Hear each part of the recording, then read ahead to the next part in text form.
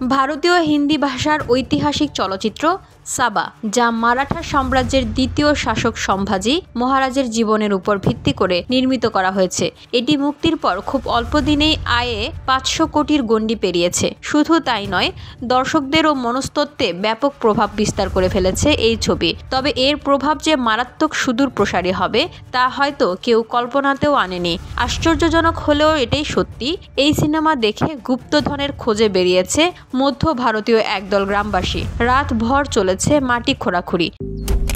Malaysian প্রযুক্তিতে তৈরি অত্যাধুনিক cleaning machine modern vacuum cleaner যে কোনো ধরনের ধুলো ময়লাকে পরিষ্কার করে ঘরকে করে তুলুন চকচকে ও আকর্ষণীয়। Modem, brand of luxury.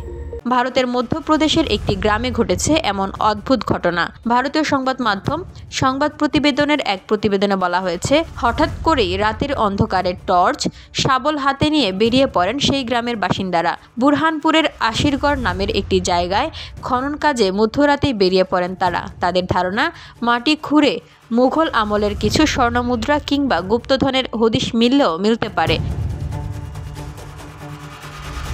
বলা বাহুল্য, ভিকি কৌশল ও রাশ্মিকা মান্দানার সাবা সিনেমা দেখার পর সেই ভাবনা আরও বেগবান হয়েছে। কারণ সেই ছবিতে বুরহানপুরের নাম নেওয়া হয়েছে, দেখানো হয়েছে এককালে মুঘলদের বাস এখানেই ছিল, আর সেখান থেকেই তাদের মনে হয়েছে এখানেই লুকিয়ে রয়েছে মুঘলদের গুপ্তধন। আর এটি জানার পরই যন্ত্রপাতি নিয়ে মাঠে নেমে পড়েন গ্রামবাসীরা।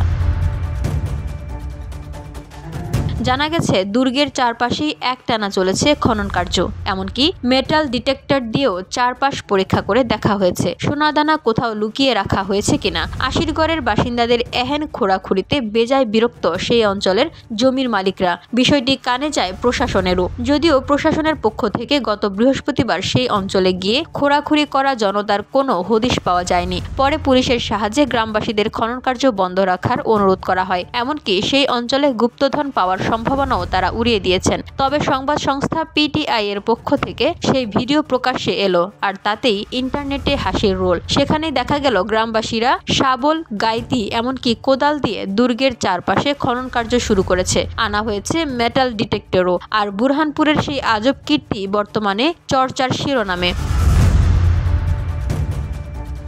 VOD Bangla news desk.